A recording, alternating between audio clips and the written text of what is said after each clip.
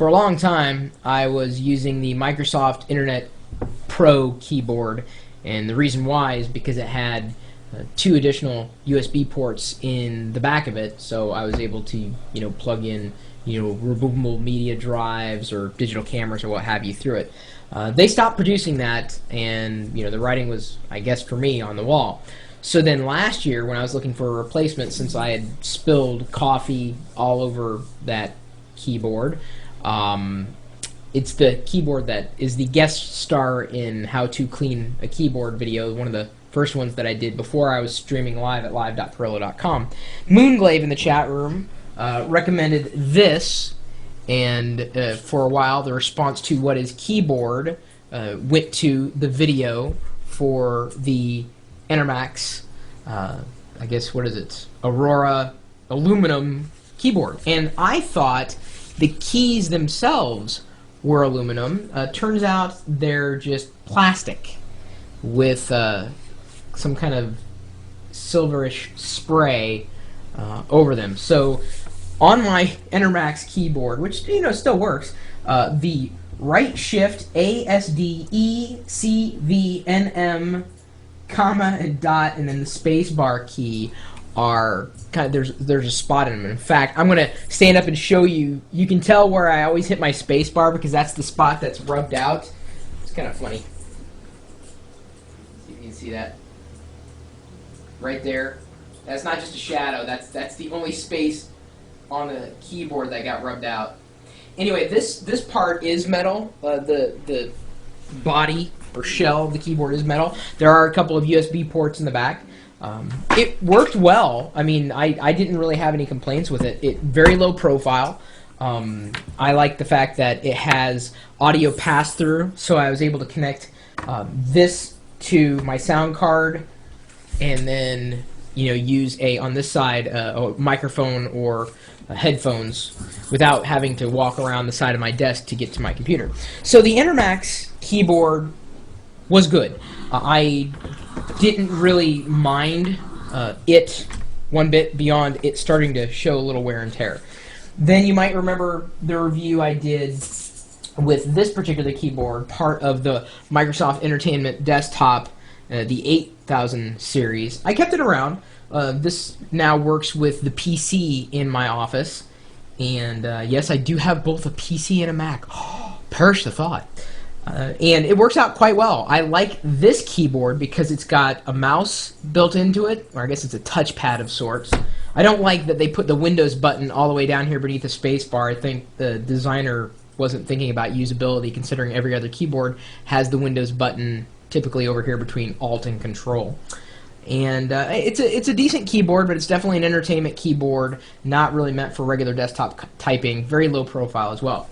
So then you might ask, well, Chris, what keyboard are you using with the Mac? I could use those keyboards just fine after doing a little bit of remapping. I ultimately decided to go with this. This is Apple's latest wireless keyboard. It is thin. I mean thin. I'm not going to say razor thin, but certainly thinner and smaller and more lightweight than any other keyboard I've ever used. I have not had one single issue with it beyond just trying to get used to Mac shortcuts. Living inside of both Windows and Mac OS X and sometimes Linux, it can be a bit of a challenge, but once you kind of get used to it, it's pretty easy. I will often have this keyboard sitting atop my desk and over here, and you'll hear me going furiously typing an IM or an email or even into the chat room, and people say, gosh, he types fast. I don't really have any problems with it. I haven't had to change the batteries or recharge the batteries. It's Bluetooth, so it's connected wirelessly and securely, at least in that fashion. Very thin. Very thin. The only bulk of it is here where the batteries are stored. Now, I don't know if I'm going to be able to, you're going to be able to see it if I tilt it the right way, but some of the keys are starting to show a little bit of wear and tear, and it could be because my fingers aren't always clean. But the keys are holding up, and the characters on the keys, see how some of them are a little shinier than others? So there's some bit, and I do a lot of typing, and of course this is what I use for the most part when I am typing. This is the latest version of this. This is what it was replacing. And some people ask, well, Chris, do you miss having that 10 key? And no, I don't. I really don't. The profile is thinner, certainly, if I can get it the right angle there. Much more lightweight. And I don't really use the 10 key that much. If I missed anything, it would probably be like the page up, page down keys. That's taken a bit of getting used to. I have my function keys mapped differently on my MacBook Pro versus the desktop, the Mac Pro, and that I haven't gotten in alignment perfectly. I need to go and decide, well, I'm going to use F5 for this on all the machines and then remap accordingly so that it's less of a challenge when I'm on one machine versus another. But beyond that, I don't think I've compromised that much. But then I don't do a lot of accounting. I didn't train on 10 key. And more than anything, what I would have appreciated more is a page up, page down. I could likely remap it to either another kind of keyboard shortcut on here or figure it out. But it takes a couple of, or a few AA batteries. I'm not sure. I haven't opened it since I got it, which is kind of nice. But I think it takes 3. I wasn't sure. I think this older one takes 4. And it's so much heavier. Gosh, you don't think that your keyboard's all that heavy until you get like a super lightweight one. And I mean, let me tell you. Oh, I accidentally hit the spaces key then. This is very lightweight. I love it. People ask, well, what do you think? Do you usable? Is it usable? Is it something that you can stick with? And honestly, if it wasn't, I wouldn't be using it. There's no doubt. I mean, I am so picky when it comes to keyboards. I have purchased and subsequently returned so many keyboards just within the first days of trying to use it. I had the same issue with the Microsoft, this one. I couldn't use it in its location. I didn't even, I couldn't even really use it up here because the way that Microsoft did the function keys, they made them not really keys, but more like impressions. And they're not really buttons, but you tap, and so there's no tactile feel to a function key. And there's honestly key overkill on this particular keyboard. I just didn't really need that many buttons on my keyboard. There's some. This one doesn't have enough. That one has too much. Where do you draw the line? It's all up to you. But if you're asking me if I think Apple's latest wireless Bluetooth keyboard is good. It definitely gets 10 fingers up from me, or 8 fingers and 2 thumbs, depending on how you count these two. And they are opposable thumbs. This one happens to like the page up, page down key. This one is more of a command kind of thumb. It's a good keyboard. I like it. And I'll have to do a separate video review on the Mighty Mouse in comparison to the Microsoft wireless mouse that I had been using. The bottom line for that is I haven't had too many issues using either one in either a VMware installation of Windows or on Mac OS X directly.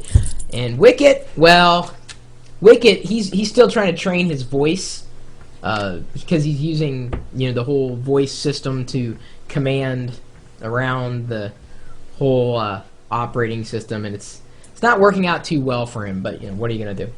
So anyway, those are my thoughts. I like the Apple's wireless keyboard, and it's made a really good replacement. I couldn't use it otherwise, and I'm a typist. I type, somewhere around 120 words a minute or more. I've never really timed myself past high school, but I've definitely typed a lot since high school, and certainly will continue. Oh, you okay, bud? You okay? You okay, buddy? You okay? He's fine. He's okay. He's fine. He just misjudged the chair. There we go. Okay, there we go. You're okay. You're okay. Wicket, you okay? Just shh. Just wait. Wait. Stop fidgeting for a second. Let me finish the video. Good? Good boy. Good boy. Good boy! You're a good boy too! Or good girl, or woman, man, whatever you are. You're watching the video. My email address is chris@pirillo.com. Maybe you think you know of a better keyboard, or some keyboard shortcuts, or unique things that you could do with a keyboard. Usability tips for a keyboard, wireless keyboard. Maybe you got tips that have nothing to do with a keyboard. Send them along. Doesn't matter. We'll take them. We'll take anything you got, including how to keep your dog from falling off the desk tips. Here's a little boy. I apologize for the baby talk with the dogs, but if you're a dog person, then you totally understand. Every once in a while, with this keyboard here, he comes up and he pounces on it, and I come back and whoa, dude! How the heck did you install Linux? He's done it before. I've told you guys, he's done it before. You're also welcome to stop by our chat room, where we're feeding out this video pretty much live 24 hours a day, 7 days a week, typically talking tech. Every once in a while, I'll be here and doing things on my keyboard in front of these magnificent 30-inch screens, and then sometimes I'm not here. But the live video is always going. In fact, who was it? Norfannon ended up capturing Wicket falling off the desk, and we uploaded that as a puppy dog blooper onto YouTube. And this is the man right here, or the boy, or the dog thing. Not really a male anymore. Well, he's a male. He's been Bob Barkered. Let's just leave it at that. Anyway, the chat room with live video is happening 24 hours a day, 7 days a week at live.pirillo.com.